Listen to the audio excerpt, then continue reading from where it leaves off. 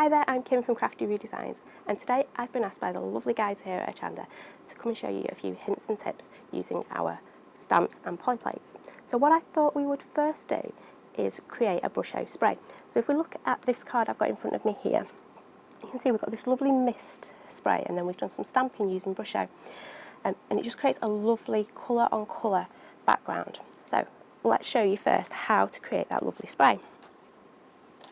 First up, I need a teeny tiny spritzer, and I'm just going to take it apart, and I'm going to take my Brusho, and all my Brushos have got a little hole in the top. I never ever open them, just because it then exposes the pigment to all the elements. So all you need is a little hole in the top of your Brusho. I'm going to pop that over the end of my spritzer, and I'm going to tap it 3 times. And can you see there, I've just got a teeny tiny bit of Brusho. You really don't need much at all. I'll pop my pin back in there, and then I'm just going to fill it up with lovely clean water. Now I use a pipette, because if you do this under a tap it just goes everywhere, and we don't want that. So use a pipette to fill it up. And there we go. And obviously the more Brusho you put in, the stronger your spray is going to be, the less colour you will have. There you go. I'm just going to give it a quick shake because it's the first time I'm using this one. So I've cut my base card here, and I'm just going to give it a quick spritz.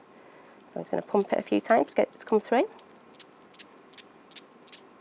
And you see you get that lovely, lovely, almost like a colour wash.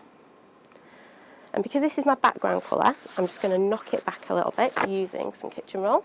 There we go, so give that a quick wipe. And can you see it's such a lovely, subtle shade on there. Now, I'm going to take exactly the same colour again. So you saw me put the gamboge into my spray. I'm now going to take it again, pop it onto my mat, just a teeny tiny bit. I'm going to give it a spritz. And what I'm looking for, can you see here, we've got some raw powder. We don't want that when we're stamping with our Brusho. I want it to all mix in, so it's now a lovely liquid Brusho. I'm going to bring that back in, and I'm just going to use one of my stamps. So this is a brand new one that we've got coming out. It's our Crosshatching one.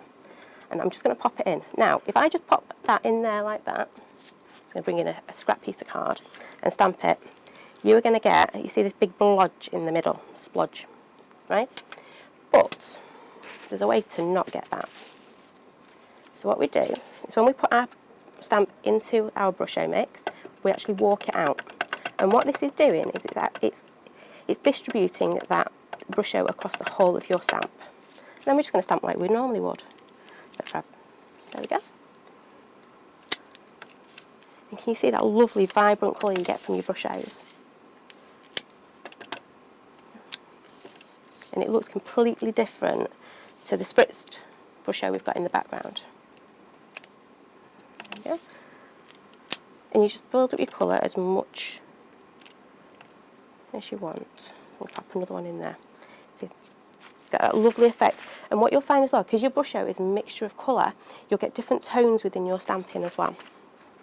Pop that to one side. I'm then just going to heat it up to dry it off quickly.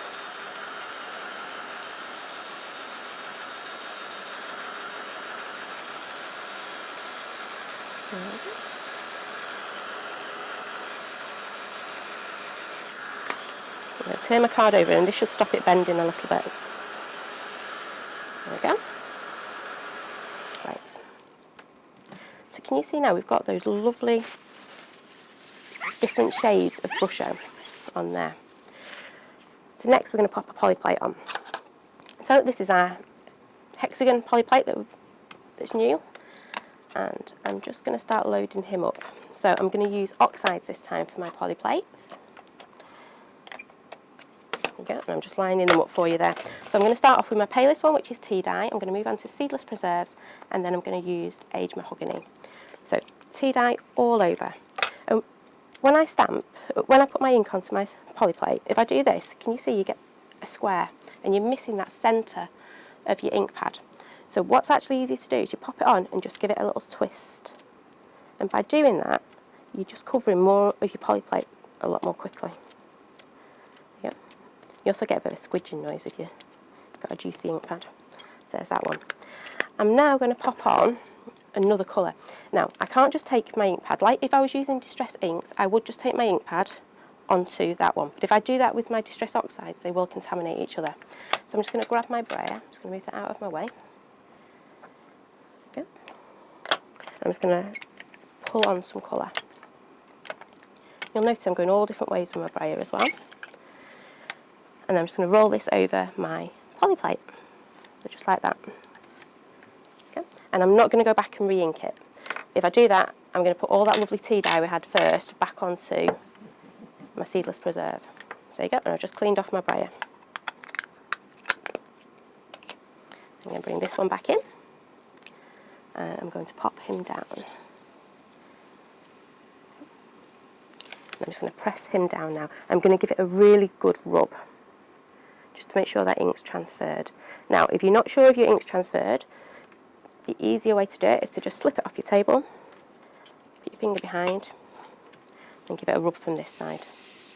But just be careful you don't press too hard and knock that over the edge of your plate, because otherwise you'll end up with all the bits that you left on your plate there. So I'm just going to spritz this off. Now that looks nice, but it's not really jumping out of the page at me. So I'm just going to give it another quick wipe.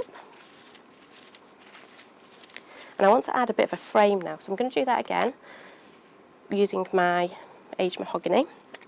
And I'm just going to ink around the edge this time. And if you notice, I'm going to the opposite side. And what that means is I'm not going to get a straight edge. So if I go along here like that, I'm getting a very straight edge. Not going to look good. Whereas if I go across to the opposite side and drag it back on, can you see you get more of like a feathered edge? Yep. And just turn it round.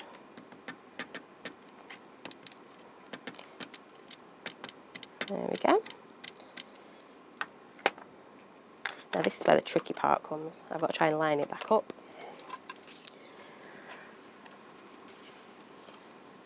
So if you had a stamping platform, you would get this bob on every time. But I kind of like sometimes that offset image that you get. I'm just going to go around my edges.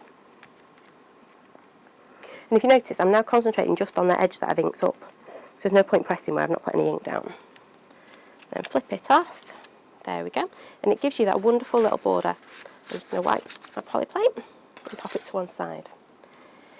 Now, I'm not quite happy with that background. So I'm going to take my stamp again. And I should have a mask.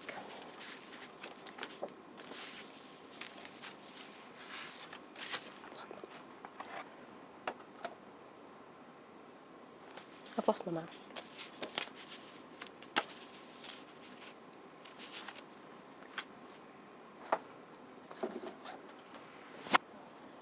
What have we lost? My little paper mask, I had it a minute ago.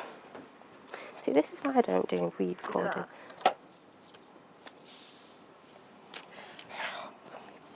So, go back into it. Mm-hmm. Just found my mask. Yep. When Yep. you're ready. Okie dokie. So I've just found my mask. I'm going to pop that back on there. I'm going to take my tea dye again. So when I stamp with my Brusho, you get kind of this watercolour effect when you stamp in. So it's not nice, crisp, clear. So I just want a few little bit more stamps with more detail on. So I'm just going to pop that in here. And if you notice, I'm keeping my finger on my paper, my mask, so it doesn't move. Pop that there. And can you see immediately that just makes it really jump off the page? Yep. Now, I also want to put a little bit more detail onto our poly plates. Because we can do mirror stamping with our poly plate, I'm going to just put a bit more into this. So I'm going to take my wall stamp, and I'm going to take some lovely grey this time. And I'm going to ink up my stamp. So just inking up my stamp like you would normally do. And then I'm going to pop it onto my poly plate. Now be careful, because your poly plate's a little bit slippy, your stamp is too. Pop it down. And lift it up. And I'm going to do the same up at the top here. And lift it up. And again, I'm just going to go and pop that back on top. And all I'm doing is just layering up those different textures onto my poly plate. And again, when I come to rub it, I'm only rubbing where I put the ink on. There we go. And when I take this off, we should get a lovely brickwork effect on there. I could have done with pressing a little bit harder, but that's fine. So to finish this off as my background, I'm going to stamp a sentiment on there. So I'm just taking one of our stamps. I'm just going to pop it on there. And I'm going to use a nice permanent ink this time.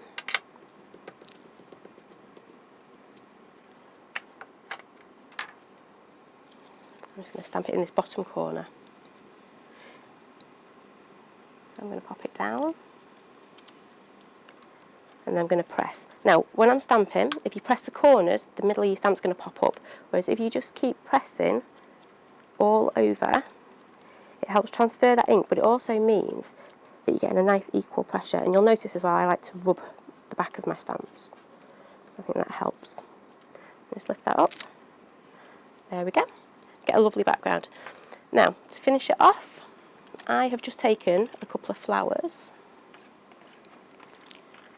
Okay. So we've got some flowers here that I will just go around and arrange on here. Yeah, and then pop some leaves in there too. And you've got a really quick, easy card using our poly plates and those lovely texture stamps. There you go. And that's it. So thank you very much for watching, and I hope you've enjoyed it. See you again soon.